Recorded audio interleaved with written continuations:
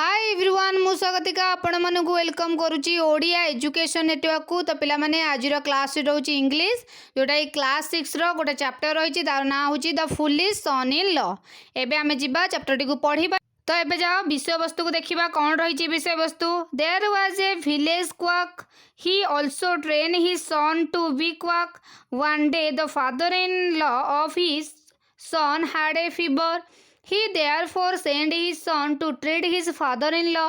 When his son was about to leave, he gave him some advice. There was a village quack. एकदा एक ग्राम रे जणे वैद्य थिले. He also trained his son to be a quack. से निज पुओ को मध्य से ही वैद्य काम सिखाइले. One day the father-in-law of his son had a fever.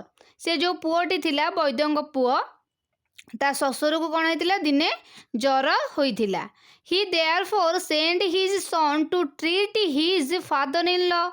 से तांको पुओ को बा तार पुओ को जो वैद्य जनक थिले बुढ़ा वैद्य जनक से तांको पुओ को पठाइले तांको ससुर को जो जर होइतिला तांको चिकित्सा करबा को से तांको घर को पठाइले. When his son was about to leave, he gave him some advice. जेतेबेले तांकर पुत्र जीवाको बाहरुथिले से तांको किछि उपदेश देले. तो एबे आमे जानिबा बुढ़ा वैद्य जनक तांको पुओ को कोन उपदेश देइथिले. Listen son, common sense will make you a great doctor. सुन पुओ उपस्थित बुद्धि तुमको एक सफल वैद्य करिबो. Simple common sense. Then he gave him an example from his experience. सरल उपस्थित बुद्धि तापरे से तांको निजर अभिज्ञतारू एक उदाहरण दे तांको बुझाइबाकू चेष्टा कले. Once I went to a patient, I saw banana peels under his cot. से कहले कि थरे मु जणे रोगीर चिकित्सा करबाकू जाइतिली. मु तार खट तळे कदली चोपा देखिली. Then testing his pulse, I said, you must have taken banana. तापरे मु तार नाड़ी देखी कहली तुमे निश्चय कदली खाइछ. That is why you have a bad cold. सेथिबाई तुमको कौन होइची खूब जोरे थंडा होइची. The patient and his father were surprised. How could I tell from his pulse that he had eaten banana? से रोगी जनक एवं तांकर पिता दुहे आश्चर्य होइगले. से आश्चर्य कौन पाइतिले से हेतिले एथिपाई कि मु नाड़ी देखि किपरि कहि पारिली से कदली खाइछि बोली सेतिपाई से आश्चर्य होइगले. माने से बुढ़ा वैद्य जनक थिले से किपरि नाड़ी देखि जानि देले से कदली खाइछन्ती बोली ताहा सुनिकी बा ताकू देखिकी से रोगी जो थिले आ तांकर पिता बाबा कौन हेले आश्चर्य होइगले. In this way, using my common sense, I became a very famous doctor. Therefore, son, use your common sense. से कहले कि एहीपरि मु मोर उपस्थित बुद्धि प्रयोग करी एक प्रसिद्ध डाक्टर होई पारिली. एणु पुओ तू मध्य बा तुमे मध्य निजर उपस्थिति बुद्धिर प्रयोग करिबो. The son went to his father in law. बाबा ठारू से तार एडवाइस नहीं कि ता ससुर घर को गला. ही saw him laying on a cot.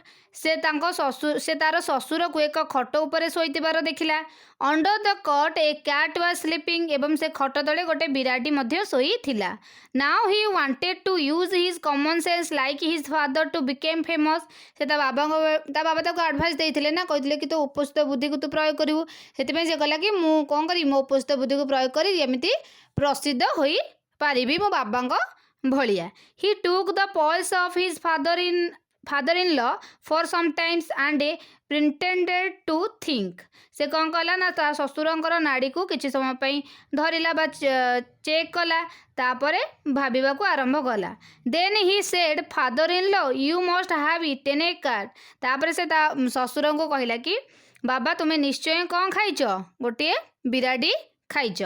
Which is why you are running a high temperature. आपन को एते जोरे जर हो जाइछि से कहे do you want to read a similar story here is one for you तुम्हें एहीपरि आउ एक कहानी शुणिबाकू चाहिबो कि तुम पाई एठारे आउ गोटे कहानी मते दियाइछि एहीपरि आउ गोटे कहानी रहिछि चलो जिबा ताको पढ़िबा a son in law after his marriage was planning to visit his father in law house for the first time जड़े ज्वाई बा ज्वाई विवाह पर प्रथम थर तांकर ससुर घर को जिबाकू बाहरुथिले a man from his village gave him the advice use big and high sounding words in your father in law house तांको ग्रामर बा से जो जुआई थिले तारी ग्रामर बा तांको ग्रामर जणे व्यक्ति तांको परामर्श देले ससुर घरे बड़ बड़ कठिन शब्दर प्रयोग करिबो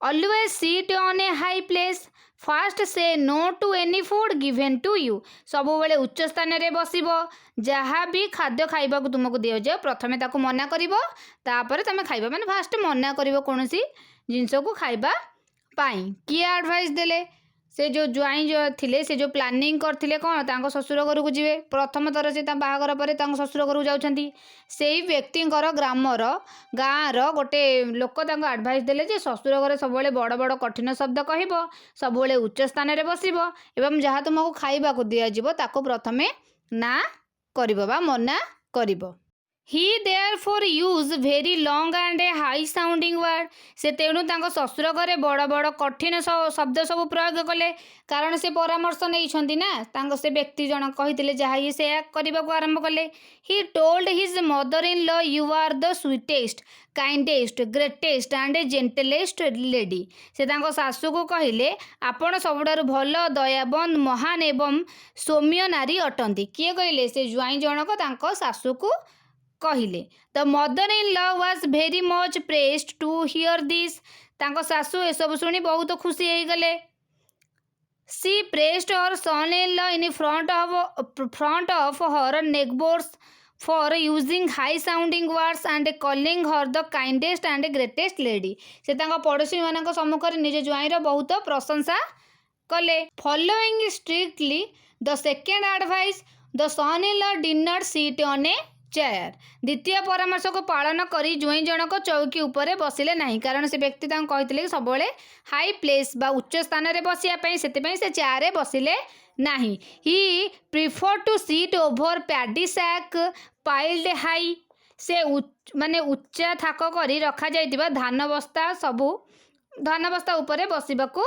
पसंद कले हाई प्लेस रे बसिबा बा उच्च स्थान रे चेयर रे बसिले नहीं कोठी बसिले धान अखा उपरे बसिले similarly when any food was given to him he said no one night his mother in law prepare delicious rice pudding for him तापर से थर्ड परामर्श जो दिया होता से पालन कले जो खाद्य खाइबा को दिया जाइथिला से प्रथमे ताको मना कले किंतु तांकर जो सासू माँ थिले राति रे कौन बनैथिले जो खीरी बनै थिले when he was serve this से जतबे तांको बाढ़ी माने बाढ़ीले खीरीटाकू he said no therefore he was not given the rice pudding तापर तांको परामर्श से नहीं छंदी ना मना करिवे तो सेतबे जतबे तांको सासू माँ तांको भाई खीरी बाढ़ीले से ताको मना कले कि मु खाइबी नाही तांको सासू माँ बुझी गले से खाइबे नाही बोली तांको जोई त से तांको आउ देले नहीं but 2 or 3 drops of rice pudding fail on his plate किंतु 2 ବା 3 बुंदा जो खीरीर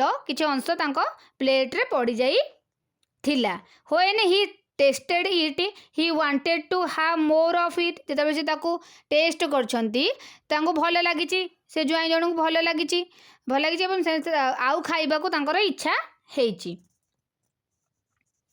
thinking it would be impolite he did not ask for it तापर सी आउ कौन थरे तो मना कर देछंती आउ सेकेंड टाइम आउ मागिबे से से तांको माने आउ मागिबा को साहस कले नहीं but he wanted some how to eat the rice pudding कहले कि कौनसी केमिति गोटे कौशल करिकी मु ए खीरीटा को जेमिति हेले खाइबी से आइडिया भाबिबा को लागिले he watch his mother in law carefully से ता सासू माँ को पूरा देखिले से कोठी नहीं कि कौन रखुचंती राइस पुडिंग बा खीरी को रखुचंती she put the pudding on a pot and placed it on सिक्का तांको जो सासू माँ थिले से खीटा को नहीं कि सिक्का रे रखिले। At the dead of night he try to get pudding from the pot.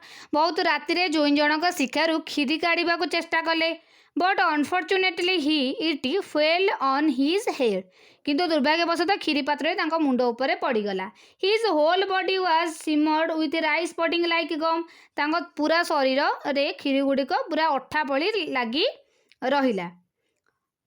What to do now he thought to himself. से बे कौन करिए बोली मन को मन भाविले। He saw freshly plucked cotton spread on a mat to dry. से देखिले सांगे सांगे तोड़ा जाइथिबा तुला गुड़िक सुखिया पे सबू सौपरे रखा जाइछि।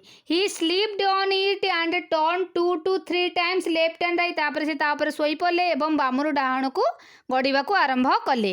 Then you look like a lamp. तापर जेतबे गड़िछंती से तुला गुड़िक जो खीरी लागिला सरी तारे लागिगला। से एक मेष छुआ बा मेंढा छुआ परी देखा गले।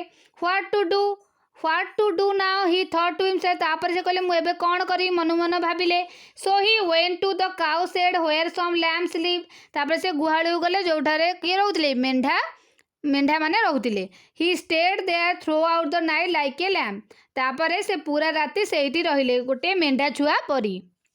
इन the morning the in laws search for their son in law and found him the cow shed. सकाळे समस्ते ज्वाई को खोजिबाको लागिले एवं तांको कोडी पाइले गुहाळ भितर पाइले।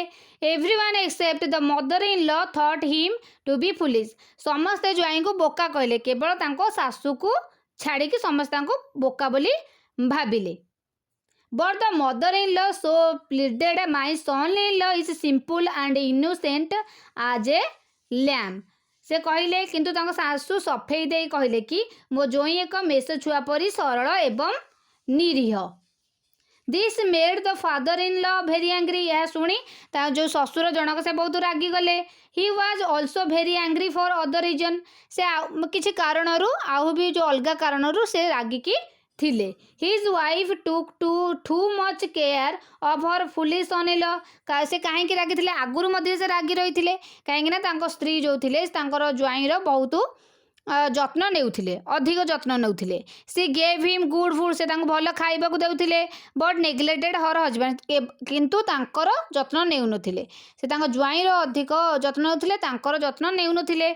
The son in law living in comfort was not willing to go home. तापर से से कौन होते ज्वाई को भल खाइबा को देउथिले एवं निज पति को अवहेला करथिले। ससुर घरे आराम रे रहितिबा जोगु ज्वाई घर को जीवा को चाहू नथिले। The father-in-law therefore planned how to drive him out. तेनु ससुर जोई को बाहर करबा पई बाट भाबिले। They had a lemon plant full of green lemon. तांकर गोटे लेंबू गछ थिला जोद्रे कि लेंबू भर्ती होई रहितिला। One day he said to his son-in-law, kind son, you have seen our lemon tree. से ज्वाई को पचारे कि पुओ तुम्हें आम लेंबू गछटी को देखिछ कि?